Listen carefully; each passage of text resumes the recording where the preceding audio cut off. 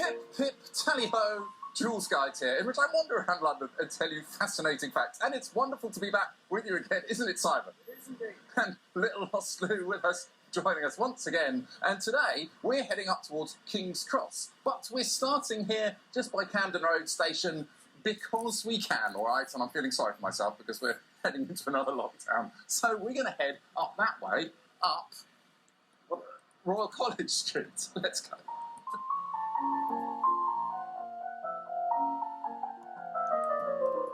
Now, yeah, we're just outside the Albert pub here on the corner of Lime Street and Royal College Street. And the reason why I'm here, I mean, unfortunately it's closed, so we can't go for a drink, which would have been nice. But this kind of manhole cover here is I'm obsessed with London's underground rivers. And this is the River Fleet, which starts all the way up there in Hampstead Heath and comes all the way down here. And we're going to sort of be following its roots, kind of, today. If you put your ear to it, look, you can even see it. You can see the River Fleet trickling along down there, and you can smell it. Have you dug into the river?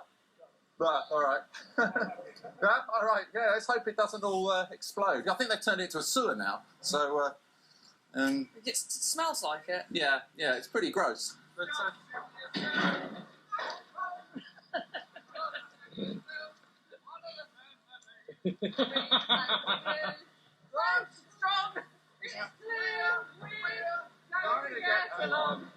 Copyright strike right there.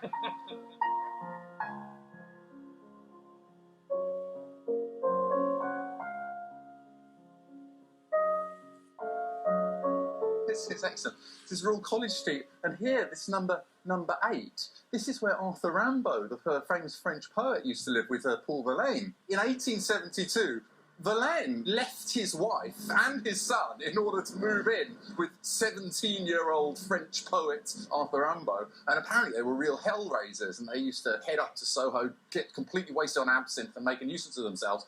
Rimbaud was famous for saying that he wanted to become as scummy and disgusting as possible because that's what you had to do in order to become a poet. And so he did things like spiking his friends' drinks with sulfuric acid, not washing, and he even shat under his friend's pillow. Who hasn't done that? Come on. Anyway, they had a very tempestuous love affair, and one day Verlaine was coming back from Camden Market carrying a fish, like with his finger and thumb, like, looking a bit weird.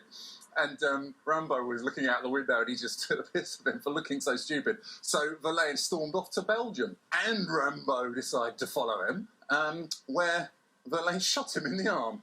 Talking of Rimbaud, Simon's jacket is exactly the same one that Rimbaud wears the Vietnam style. At the donut den!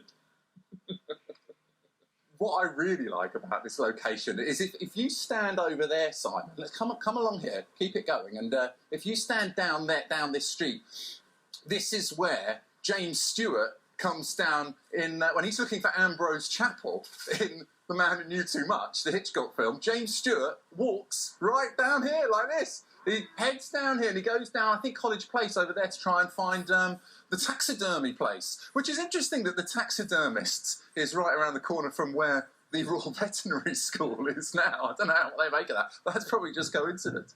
But for me, that's very pleasing because someone like James Stewart, you know, Jimmy Stewart, the big Hollywood film star, I mean, that's a million miles away from my life, and just to have him say Ambrose Chapel, Camden Town, and then to see Jimmy Stewart walking down this street, it's just so excellent. And it was actually shot here, it wasn't like a set. Yeah, no, it was here. You can definitely make out that building in the background, which is now a listed building, which is more than can be said for this building here, where the Camden Ripper killed several prostitutes. In fact, I think it was these bins here. In 2002, there was a homeless guy who was rummaging through some bins over here, and he found some human remains in the bins. He reported it, and they discovered there was a guy called Anthony Hardy living up there in this estate who had been murdering loads of women. It became known as the Camden Ripper.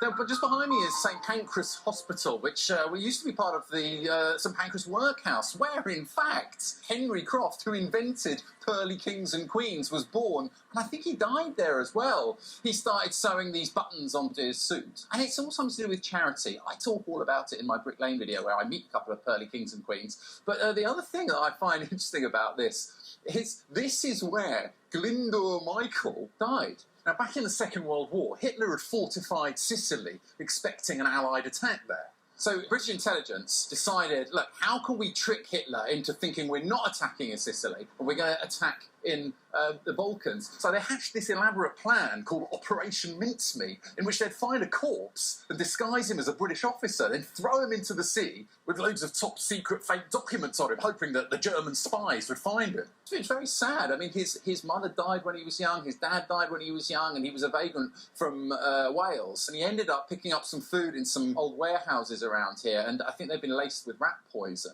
And so he ended up in the hospital here, and he died, and they said, let's use him, and then they filled his pockets with what they call pocket litter, and they sort of wrote letters from his girlfriend to him, and they concocted this whole new personality for this homeless guy, and they called him Captain William Martin, and they threw him into the sea, and the German spies did indeed get hold of his briefcase and all these fake documents, which completely fooled Hitler into moving his troops away from Sicily, allowing the Allies to invade. They even made a film about it called The Man Who Never Was. And he now has a grave in Huelva in Spain, which says Glyndŵr Michael, who served his country as Captain William Martin, which I think was rather nice. This poor kind of forgotten homeless man who then became a war hero without even knowing it, and none of his family knew it either.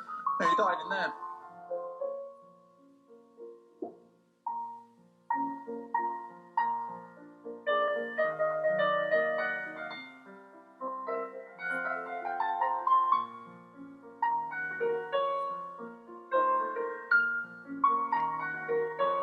Look at this, the crunch of golden leaves underfoot, conkers, jumpers for goalposts, the Michaelmas term, wet soggy socks slipping down your wellies. I love autumn, don't you, Simon? Love it, mate.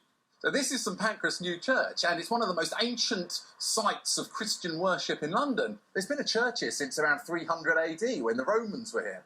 Back in the 4th century, most of England was just pagan, so hadn't really become the official religion, Christianity, and so some of the Romans who were stationed here at the Brill garrison, no doubt practiced Christianity. So.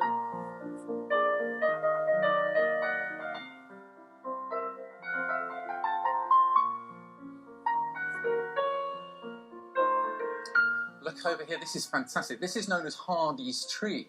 Thomas Hardy, who wrote The Mayor of Casterbridge, before he became a famous writer, he was an architect somewhere up there in the West End. And when they built the railway here to come from King's Cross all the way through it, the Great Northern Railway, I think it was, it cut straight through the graveyard, and all these dead bodies kept getting churned up and stuff. So Thomas Hardy was given the job of sorting it out. So he gathered up some of the tombstones and put them around this tree over here in a sort of monument. And now you can see that the tree is kind of grown around the tombstones. Look, so John Soane.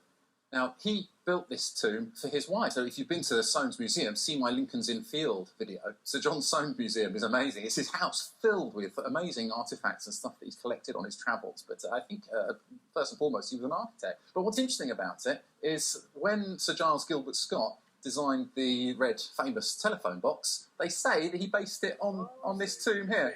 Yeah. So I think it's always got pineapples on top of them. I think pineapples were supposed to be a sign of wealth or something like that.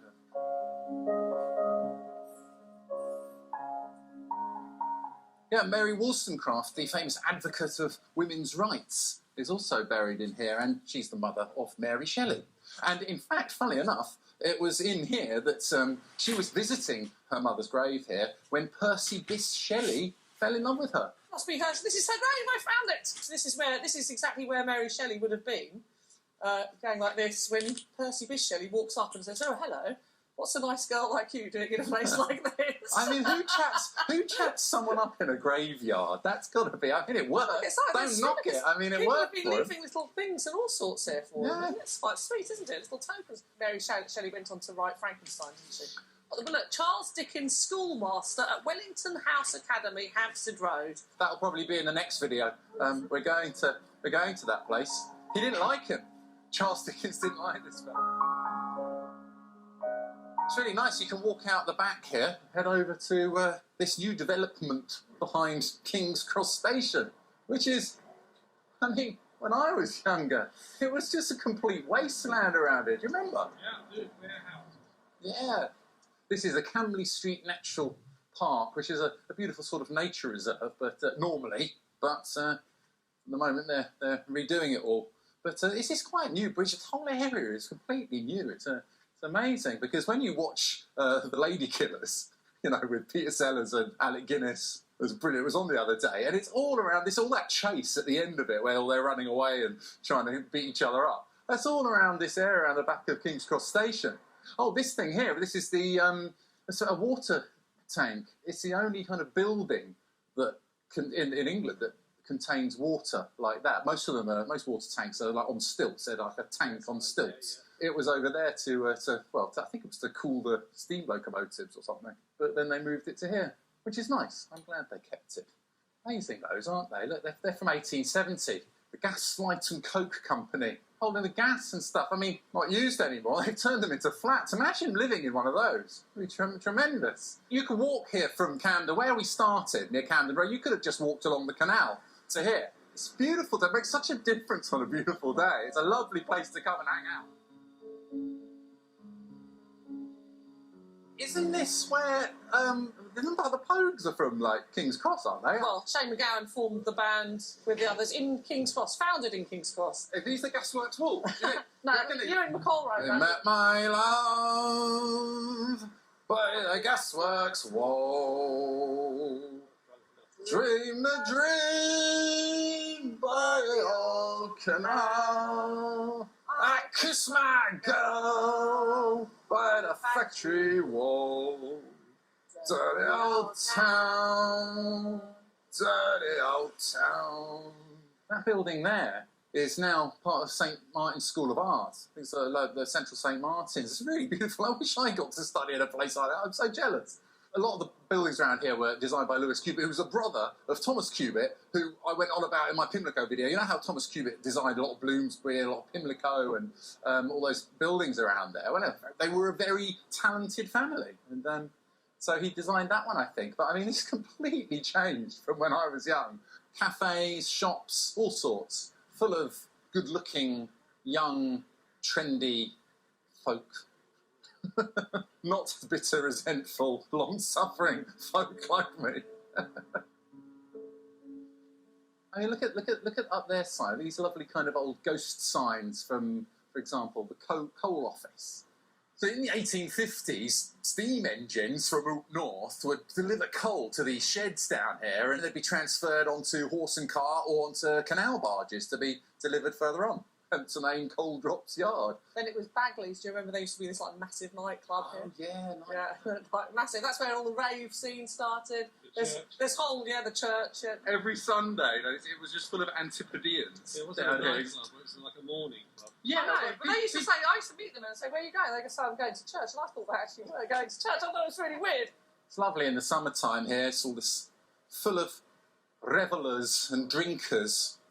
There's these words that they only ever use on the news, things like revellers, boffins. Boffins, I only ever hear that word on the news. All right, thanks. Oh, what a lot of dogs today. See, hopefully the parrot's at home. I'm heading in. Oh my goodness. Big camera coming in, John. This is Jazzy. Jazzy, come say hello. Oh, there he is. Yeah, Jazzy's been here since February. He arrived from a series of unsatisfactory homes, and then we adopted him and we opened in 2011. We used to have to move every 2 weeks. Then 5 years ago, we got the mooring here. I'll probably see you tomorrow again. See you later. Oh, see you later. I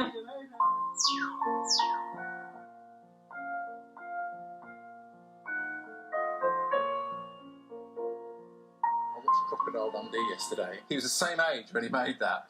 as I am now. Just kind of, oh my God. It's crazy, isn't it? He And looks so good. he's 81 now, Paul Hogan. It's amazing. It's such a ridiculous film. It should be called An Australian Visits America. This is where they had a walkabout. And it was somewhere along, I think it was along here. The walkabout was that the Star of Kings, isn't it? That's what. Yeah, that's right. They would just get drunk all day on a Sunday and then come down to Covent Garden to the other walkabout down there and get drunk for the rest of the day. I used to think that was a really crazy thing to do, to get drunk in the morning, but now it's just normal.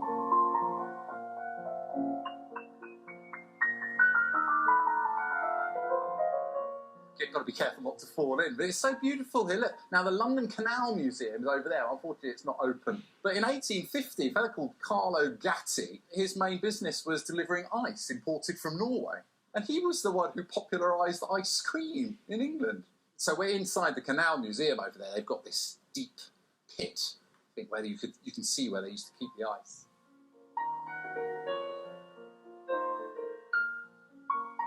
Amazing, Julian. It's like a whole new town from when I used to live here. And the people who go to that art school over there, the new students, they would never know. It would actually just be prostitutes. Yes, Yeah. quite famous for prostitutes. When we were growing up, there was this graffiti on the wall that said DPP crawled here, because in 1991, Sir Alan Green, who was the Director of Public Prosecutions, he resigned after he was seen cavorting with prostitutes down here. This is where you can come and hire this space. Not that I ever do, but hey guys, subscribe to my channel. Don't forget to hit the subscribe button, because it really does make a big difference. If people see that I've got lots of subscribers, then they'll take notice of me, might even give me a job one day. And the other thing to remember, let's go this way, is please to follow me on Instagram, @JulesGuidesOfficial, because my old one got deleted, so @JulesGuidesOfficial. Now, just over there is St Pancras International, where you will arrive if you take the Eurostar from Paris or Brussels. And just coming up here on the left is the German Gymnasium. Back in the 1860s, there were quite a lot of German immigrants in London, and they paid to have this gymnasium built so you could practice sword-wielding, club swinging and all sorts of stuff. But unfortunately, around 1914, I believe it might have been part of the Trading with the Enemy Act, they ended up all having to move back to Germany, and they became less popular. So now it's a beautiful restaurant stroke bar. We're not going to carry on because it looks like we're getting moved by these security guards or something. Do you have a permit? Because you're filming. This is all private property. Oh, right, it's in a YouTube video. Yeah, again, you need permission. What, you can't even move phone on your mobile phone down there? No, you can do your mobile, but that's a professional camera. What difference does it make? It's private property, madam. Yeah, but what's the difference between a mobile phone and that camera? I just want Let to you know. know you're being recorded. Oh, that's okay. I'm just asking you what the difference is. Yeah, at the end of the day, it's down to Some nonsense about my camera being too professional, even though I've seen people with phones that take much better video than my camera. Anyway, I'll stop moaning. You see the Great Northern Hotel here? It was built in 1854, also by Lewis Cubitt, to accommodate the passengers arriving into King's Cross. You see how it's curved? Remember when we started, we saw the River Fleet? This hotel was built on a curve in order to run along the bank of the River Fleet that goes underneath here. Remarkable. It wasn't all that long ago that there was a river here. That's crazy. But not long after, the river got turned into a sewer. But anyway. Yes, King's Cross Station, they say that Queen Boadicea is buried underneath one of the platforms here. Platform 10, I think. But that could just be bollocks, and probably is. But it's called King's Cross because there used to be a statue of King George IV. You know, Hugh Laurie from Blackadder. There was a statue of him here at the Crossroads in the 1830s, around then. Anyway, it only lasted for about 15 years or so, because he wasn't very popular. So they knocked it down, but the name stuck. It was King's Cross, the cross where the king was. Lewis Cubitt, that bloke again, he designed this beautiful shed, which still remains. And don't forget to watch my Harry Potter film. I'm not going to go over it all over again, but of course you can go and have your photo taken entering platform 9 3/4 here, because this is where the Hogwarts Express leaves from. You see that lighthouse over there? It's always been a bit of a mystery to everybody. Funny that no one really knows what it is. They say that there was some oyster shop there. Oysters were very popular, even for poor people, back in the 19th century, and they say that that's possibly was a gimmick to advertise the oyster company. So just behind me there, that's the Grand Midland Hotel, which was built in the 19th century. Very beautiful by George Gilbert Scott, who also did the church there in Stoke Newington. He did a lot of churches, Albert Memorial in Kensington Gardens. And that's built just on top of St Pancras International Station. They tried to knock it down, but John Betjeman, the poet laureate who went to my school, started a petition to save it, which is why there's a statue of him on the concourse staring up at the magnificent structure in there. But that's where Oscar Wilde hid out. You know, the Marquis of Queensberry accused Oscar Wilde of being opposing sodomites because he was having an affair with his son. He'd sent out his thugs to go and find Oscar Wilde, and he was in there, but the owner of the hotel didn't like these thugs coming around, so he booted him out. But more important, that's where they filmed things like Batman, Harry Potter, you know, that's where the car flies over, see my Harry Potter film, but also a famous pop video. Yo, tell you what I want, what I really, really want. Oh, tell me what you want, what you really, really want. I'll tell you what I want, what I really, really want. Well, tell me what you want, what you really, really want. I wanna really, really, really want it. Oh, she's good at it. She's excellent. Bravo.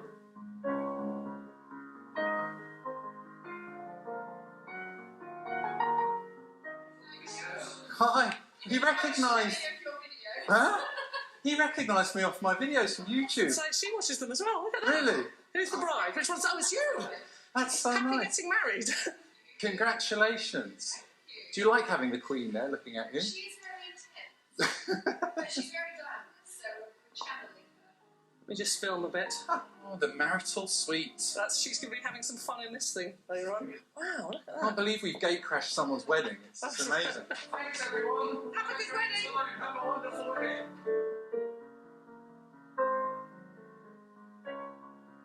See where the clock tower is from here, down Argyle Street? You can see that. Now, in the film The Lady Killers, that's where the house is. Now, I don't think that's where the house really was, but in the film, when they look out the window of her house in The Lady Killers, you can see that view. So, clearly, this is where they intended it to be. And it's a lovely little bit here. They've got all these wonderful old characterful pumps, and look, an old street sign, WC. So because it doesn't have the numerical subdivision, so it's just Wigbourne Street WC, that one says WC1. The ones that just say WC don't have the number on it means that they're from before 1917. It's over 100 years old, that. Wonderful. Splendid. I wasn't talking about you. You're not over 100 years old.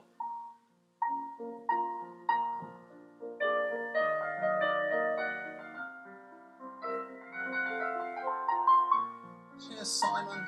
Cheers, everybody. Thanks for watching. Don't forget to hit the subscribe button and also have a look at some of my other videos. I've got lots of videos all about London. And don't forget to follow me on my Instagram, which is @JulesGuidesOfficial. See you next time. Cheers.